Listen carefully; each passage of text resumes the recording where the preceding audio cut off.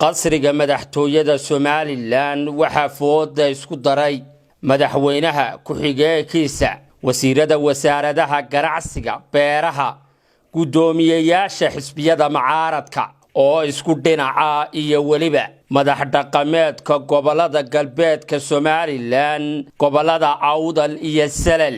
waxaanay si weyn uga arrinsanayeen saami qaybsiga dhinaca doorashooyinka ee goboladaasi madaxweynaha gudoomiyeyaasha xisbiyada mucaaradka ayaa madax dhaqameedka u sheegay inay dhaqan ahaan ay door weyn ku leeyihiin dhismaha qaranka isla markaana maanta ay aqbalaan in doorashadu sideedii u dhacdo madax dhaqameedka oo qaarkood hadleen ayaa ku kala qaybsamay soo jeedinta madaxweynaha iyo xisbiyada mucaaradka ee dhinaca doorashada qaarkood waxay u sacabatumeen go'aanka madaxweynaha iyo xisbiyada mucaaradka halka qaar kalena ay ka goos qabsadeen sheegeenna inaanay marnaba aqbalaynin arrintaasi kala aragti duwanaanshaha madax dhaqameedka wada socday waxay keentay in madaxweynaha iyo xisbiyada mucaaradku ay madax dhaqameedka u soo jeediyaan inay tala ku midaysan yihiin ay dib ula soo noqdaan madax dhaqameedku markii ay ka soo dhamaadeen aqalka madaxtooyada waxa ay gaadheen hoteelka Garaan Haadi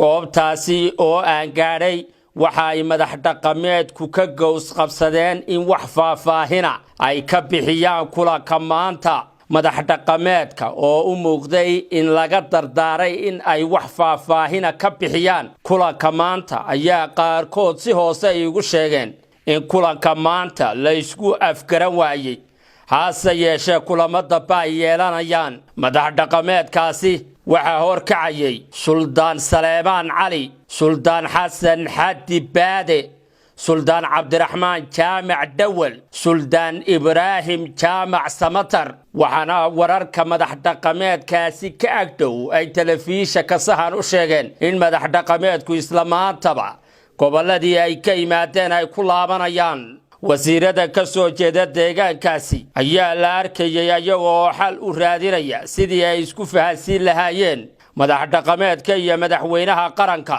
hase yeeshee madaxweyne ku-xigeenka Somaliland iyo wasiirka wasaaradda beeraha ayaa la filayaa inay ayaguna socdaal ku tagaan gobolka Awdal si ay u dajiyaan xaaladda kacsan ee saami qaybsiga ee muddooyinkii u dambeeyay dhalinyarada aqoon-yahanka ee gobolka Awdal ay si weyn uga hadlayeen Batri Koosar Maxamuud telefishinka sahan Hargeysa